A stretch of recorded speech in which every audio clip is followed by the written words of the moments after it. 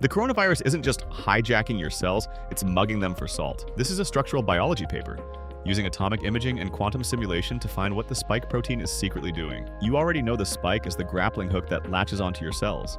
But that's not the whole job. Hidden inside is a cavity that binds electrolytes, sodium, potassium, and chloride, the same ions that fire every neuron in your body. That cavity is perfectly conserved from bat coronaviruses to SARS-CoV-2. Evolution doesn't conserve accidents. Inside the spike's central helix, the backbone of its fusion machinery, sits a funnel-shaped cavity. It's lined almost entirely with polar residues, atoms carrying partial charges that naturally attract ions. The key player is glutamine, an amino acid whose oxygen-rich side chain acts like a tiny molecular magnet for positive ions. 4 triads of these are arranged in near-perfect triangles, a precision cradle for charged atoms. Cryo-EM, flash freezing the protein and imaging it with electrons, revealed the cavity but couldn't resolve the ions. Ions disappear below about 3 angstroms, a billionth of a meter, the resolution limit of these structures. Computational binding probes confirmed what the geometry was already screaming.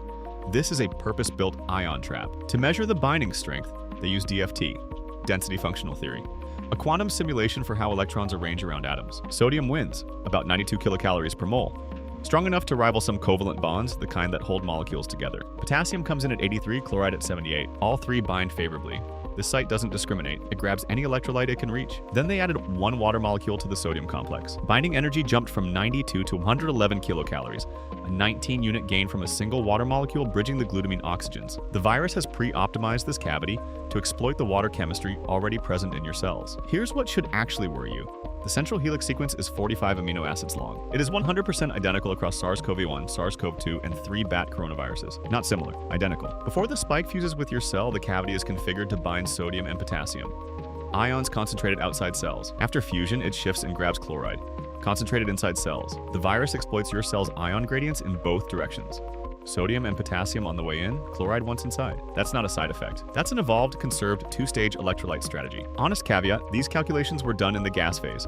No surrounding water, no membrane, no cellular noise. And nobody has directly imaged ions in this perfusion cavity. Cryo-EM resolution isn't there yet. But the calculated geometries match an X-ray structure where ions were actually observed. A different confirmation of the same site. The quantum chemistry gets the known case right, which is about as good a validation as you can ask for. This reframes what SARS-CoV-2 is doing at the molecular level before a single cell is infected. The spike isn't just a battering ram, it's orchestrating a 2-stage electrolyte heist. Before entry, it steals sodium and potassium. After fusion, it grabs chloride, timed to your cell's own ion gradients. That mechanism is a vulnerability, and it opens a new class of potential drug targets. Small molecules designed to block that funnel could stop infection before the spike ever reaches the cell surface receptor. You don't need an antibody? Deny it the salt. The virus doesn't need to smash and grab. It's too busy picking your cell's pockets.